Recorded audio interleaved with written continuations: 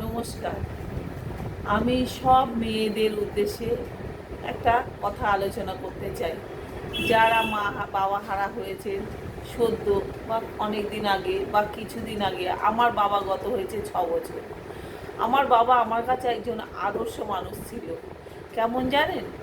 আমি শত শত মাইল দূরে থাকি, কিন্তু আমার বাবা একটা ফোন পেয়ে বুঝতে পারতো আমি আজকে খুব ভালো আছি বা আজকে আমি খুব দুঃখে আছি।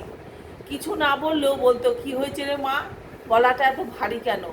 শত শত মাইল দূর থেকেও বাবা বুঝতে পারতো যে আমার গলাটা ভারী।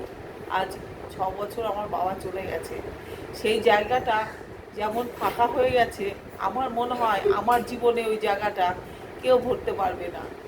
আমার একটা ছেলে একটা মেয়ে, মা বলে ডাকে ঠিকই, বাবার সেই ডাকটা যেন এখনো খুব মিস করি। কিরে মা, অনেক দিন হয়ে গেছে, কবে আসবি?